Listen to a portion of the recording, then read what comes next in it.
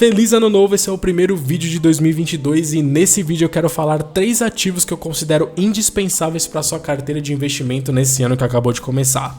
Vamos lá! E aí, beleza? Meu nome é Daniel, esse aqui é o canal Investir é pra você e antes da gente partir pro conteúdo já vou te pedir pra você deixar o seu like porque isso ajuda o YouTube a entender que esse conteúdo merece chegar a mais pessoas. Então vamos lá, vou falar sobre os 3 ativos que eu considero indispensáveis para sua carteira de investimentos nesse ano e também para os próximos. Vou começar pelo mais básico. O primeiro ativo que eu considero indispensável para sua carteira de investimento é a sua reserva de emergência. Muita gente nem considera a reserva de emergência um investimento, mas eu vou te explicar agora por que eu acho legal você imaginar, pelo menos por um tempo, a sua reserva como um investimento. Resumidamente, para quem não sabe, a reserva de emergência é aquele dinheiro que você deixa guardado, paradinho lá numa renda fixa, num local bem seguro, e você só vai usar esse dinheiro numa emergência. Ela serve exatamente para proteger os seus investimentos, porque se você não tiver uma reserva, quando acontecer uma emergência na sua vida, você vai precisar tirar dinheiro dos seus investimentos, o que não é o ideal, porque isso vai atrapalhar o efeito lá dos juros compostos para você construir o seu patrimônio. Só que qual é o problema da reserva de emergência? E isso faz com que muita gente fique estacionada só na reserva de emergência e não consiga partir para outros investimentos.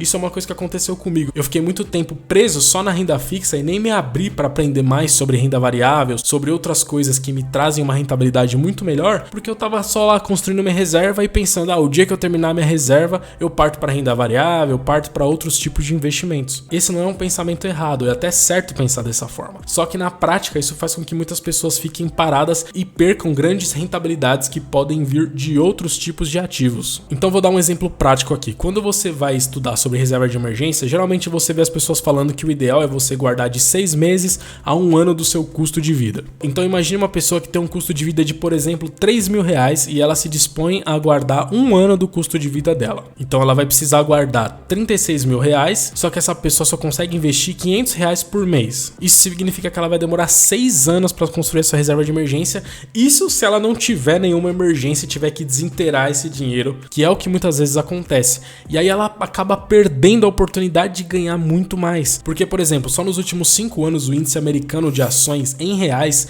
rendeu 288%. Ou seja, se ela tivesse investido também em ações, ela poderia ter quase triplicado o dinheiro que ela investiu. Então, por isso que uma forma de você construir a sua reserva é imaginar ela como uma parte dos seus investimentos. Então, por exemplo, vamos supor que você está na mesma situação do exemplo que eu dei aqui, a sua reserva seja R$36.000 e você ainda não tem a sua reserva de emergência. Então você imagina ela como uma porcentagem dos seus investimentos mesmo. Aí você determina o que é melhor para você, mas vamos imaginar aqui uma porcentagem de 50%. E aí você começa a investir metade em ações, metade na sua reserva e deixa sempre nessa alocação de 50%. Se em algum momento as ações caírem um pouco, isso vai fazer com que a sua reserva passe de 50%. Aí lá na hora do aporte você coloca em ações para reequilibrar e voltar a ser 50-50. O normal é que as ações vão render muito mais do que a renda fixa onde você está colocando a sua reserva. E aí isso acontecendo, isso vai fazer com que a porcentagem das ações passe de 50% e aí na hora do aporte mensal você coloca lá na renda fixa para ir equilibrando. E você vai equilibrando esses 50-50 sempre com novos aportes. E aí vai chegar o momento que você vai chegar nesses R$36.000. Aí você congela esse investimento. Você não mexe mais nele. Você pode até parar de imaginar ele como investimento, deixa ele lá paradinho. E aí você passa a aportar só em renda variável e em outros tipos de ativos que tem uma rentabilidade maior. Por isso que eu coloquei a reserva de emergência como o primeiro ativo indispensável, porque eu sei que na prática a maioria das pessoas não tem uma reserva de emergência. Então se você imaginar a sua reserva dessa forma que eu ilustrei aqui, pode ajudar você a construir a sua. Eu mesmo não tô com a minha reserva 100% pronta, porque em 2021 eu precisei usar uma parte da minha reserva, então eu tô reconstruindo a minha reserva dessa forma que eu ilustrei aqui pra você. E aí já vou aproveitar e falar pra você colocar aqui nos comentários, você tem a sua reserva pronta? Comenta aqui com tá pronta. E se você não tem a sua reserva pronta, comenta aqui com tá osso. Eu vou comentar tá osso. Pode dar um like lá no meu comentário que vai estar lá. O segundo ativo indispensável na sua carteira pra mim são ativos internacionais. Eu acho extremamente importante que você diversifique a sua carteira e não deixe 100% dos seus investimentos aqui no Brasil em reais. E você não precisa fazer a mesma coisa que eu faço, deixar 100% da renda variável lá fora, mas é importante que você diversifique e tenha pelo menos uma parte numa moeda forte e em empresas internacionais. Esse ano de 2020 2022 aqui vai ser um ano de muitas incertezas aqui no Brasil, é um ano de eleições, sempre que tem eleições o dólar sobe bastante, o real se desvaloriza em relação ao mundo, então se por acaso 100% dos seus investimentos estão aqui no Brasil em reais, 2022 é uma excelente oportunidade para você começar a fazer essa migração e pelo menos uma parte do seu patrimônio estar fora do Brasil. Existem algumas formas de você investir em ativos internacionais. Eu gosto muito de investir através de ETFs, porque as ETFs são uma forma muito simples e segura de você investir. Com uma única aplicação você está investindo em várias empresas de uma vez só e você tem uma excelente rentabilidade. Então, por exemplo, se você quiser investir especificamente no mercado americano, através de corretoras brasileiras, você pode investir na ETF chamada IVVB11 ou então você também pode investir numa BDR chamada BIVB39. Essa é uma forma mais recente de você investir também no índice americano. Um é uma ETF, outro é uma BDR. A diferença é muito pouca. O IVVB11 ele tem a vantagem de ter mais pessoas investindo nele, então ele tem uma liquidez maior, ou seja, a compra e venda acontece mais rapidamente no IVVB11. E o BIVB39 tem a vantagem de ter uma cota mais barata, então com menos de R$100 você consegue já investir no S&P 500 em uma corretora brasileira. E se você tem conta em corretora americana, como é o meu caso, você pode investir, por exemplo, na ETF VOO, o VU. Você vai estar investindo no índice americano que ao longo dos anos, aí, historicamente, tem uma rentabilidade muito boa. Uma outra forma, caso você não queira investir somente nos Estados Unidos, é você investir em uma ETF que investe no mercado global. Então, se você investe em corretoras brasileiras, a ETF que faz isso é o World 11, e se você investe em corretoras americanas, a ETF que faz isso é o VT. Uma outra forma é você investir especificamente no setor de tecnologia, que é um dos setores que mais vem crescendo nos últimos anos. Lembrando que fazendo isso você está se arriscando um pouco mais, porque aí você está investindo em um único setor, não é uma coisa mais tão diversificada, mas também é bastante diversificada. Então é um potencial de rendimento maior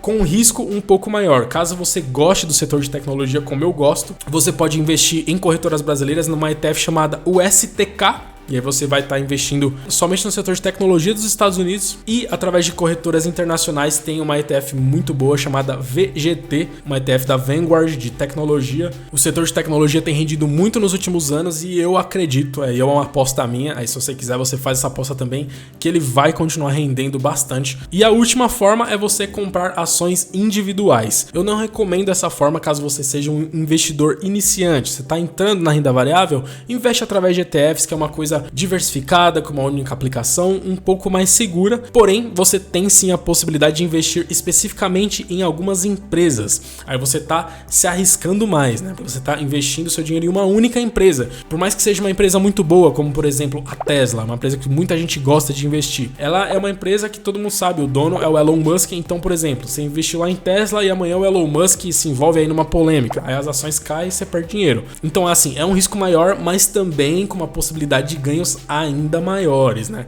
Você investindo em ETF, você está investindo num grupo de empresas.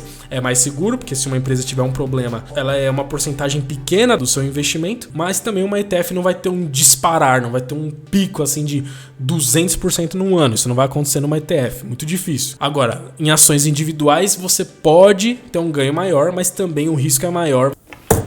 E se a gente apostar tudo em ações de alto risco? Agora é isso. Você pode comprar BDRs de empresas internacionais aqui em corretoras brasileiras ou investir direto nas ações em corretoras internacionais. Eu prefiro investir através de ETFs, mas eu tenho uma pequena parte da minha carteira que eu pego algumas empresas que eu gosto bastante. Então vou citar 4 delas que eu gosto de investir, que é a Google, a Microsoft, a Apple e a Tesla. São 4 empresas que eu gosto. Deixei uma parte pequena da minha alocação de ativos nessas empresas. Não é uma recomendação de investimento. Se você for fazer, faça por sua conta e risco. Estude as empresas e veja se vale a pena fazer um investimento individual em uma única empresa. E o último ativo que eu considero indispensável em 2022 são as criptomoedas. Eu nunca falei especificamente sobre criptomoedas aqui no canal. Pretendo fazer um vídeo sobre isso. Se você tem interesse, deixa aqui nos comentários se você gostaria de ver um vídeo sobre isso aqui no canal, mas eu gosto bastante desse ativo, eu acredito que isso aí é o futuro mesmo, então assim como eu gosto bastante do setor de tecnologia, e eu vejo como um setor promissor pelos próximos anos, por isso que eu invisto especificamente no setor de tecnologia, eu também acredito nas criptomoedas e acredito que elas são o futuro. Não todas elas, acredito que, sei lá, 90% das que existem hoje vão morrer no longo prazo, então É um ativo muito mais arriscado do que todos os outros que eu citei anteriormente, mas também tem um potencial maior de rentabilidade. Como sempre acontece nos investimentos, né? Quanto maior o risco, maior o potencial de rentabilidade e também de perda. Então é uma questão de você estudar e investir onde você se sente confortável. Atualmente eu tenho uma porcentagem pequena do meu patrimônio em criptomoedas. Eu não vou fazer nenhuma recomendação. Eu particularmente invisto nas maiores, né? Eu tenho uma ou outra ali que tá fora do top 10 que eu gostei, mas uma quantidade bem pequena. Minhas maiores posições são nas moedas que estão ali no top 10, Bitcoin, Ethereum, Solana, Cardano, essas aí que são as mais conhecidas. Então, para investir em criptomoedas tem duas formas. A mais clássica é você abrir conta numa corretora de criptomoedas e comprar direto as criptomoedas lá. Ou então uma forma bem interessante de você se expor a esse ativo, caso você não queira abrir conta numa corretora e quer centralizar todos os seus investimentos lá na sua corretora que você já tem, a sua renda fixa e as suas ações, em corretoras brasileiras é comprar aquela ETF chamada Hash 11. Vou colocar na tela aí as alocações dela. Ela tem a maioria em Bitcoin e Ethereum e um pouquinho em outras moedas. É uma forma simples de você se expor a esse tipo de ativos. E se você tem conta em corretoras americanas, tem uma ETF chamada Bito, que eu considero ela pior que o Hash 11, por incrível que pareça. A ETF brasileira eu acho ela bem melhor. Essa ETF Bito as pessoas não gostam muito, mas eu acredito que nesse ano de 2022 vão surgir outras ETFs de criptomoedas específica de Ethereum, ETFs diversificadas que nem o Hash 11. Tenho certeza que isso vai acontecer e quando isso acontecer, muita grana vai entrar nessas ETFs. Então, por esses e outros motivos, eu considero indispensável que você tenha pelo menos uma porcentagem pequena da sua carteira de investimentos em criptomoedas. Então é isso, se você gostou desse vídeo, não esqueça de deixar o seu like, porque isso ajuda muito a divulgação do vídeo do canal. Se inscreva aqui para receber os próximos vídeos, porque toda semana tem vídeo novo aqui no Investida para você. E te convido para você assistir esse vídeo que está aqui embaixo de mim, que eu tenho certeza que vai te ajudar bastante também. Beleza? Falou, abraço!